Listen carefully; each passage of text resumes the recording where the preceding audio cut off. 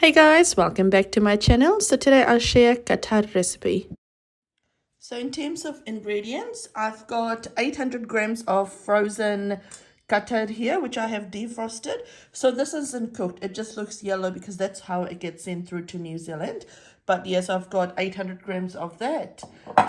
For this recipe, you can use fresh Khatar or you could use canned Khatar as well. I've then got one bulb of garlic and about 8 to 9 chilies here.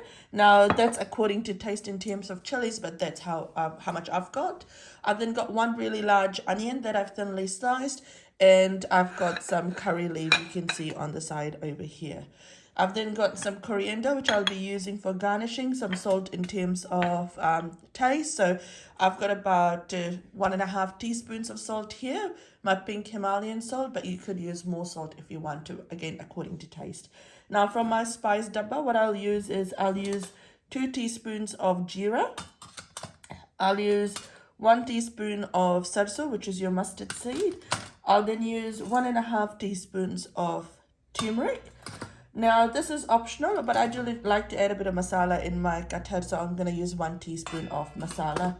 We'll then use some oil for cooking. Now Khatar does require a lot of oil, so do use a lot of oil when you're cooking. I'm just heating up my pan. To that I'll add in my oil. So to my oil, what I'll do is it's slightly heated up. I'll add in my sarso, my mustard seed, and I'll add in my jeera, which is my cumin seeds. And we'll just let that that's cooking away nicely. So to that I'll add in my onion and my curry leaf. Perfect. So now that my onions become translucent and it's starting to get a bit brown on the ends, I will now add in my garlic and chili and give that a nice mix. You want it to become really fragrant, and we'll cook that for about, I'd say, 1 to 2 minutes or 2 to 3 minutes, again depending on your heat.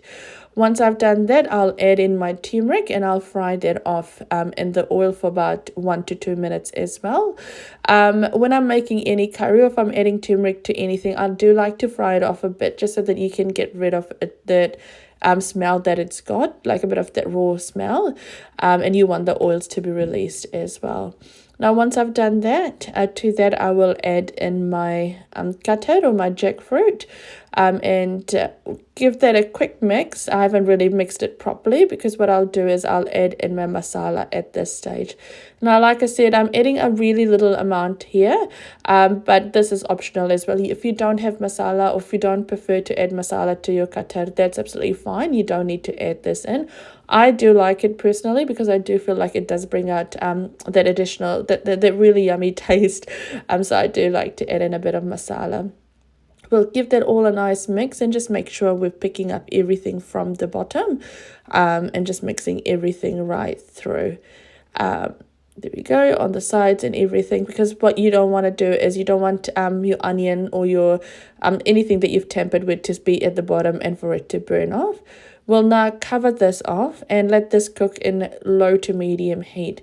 So just make sure you are cooking this in very low to medium heat, because I personally don't add any water to this. So I just let it cook off with the amount of oil I've added in there.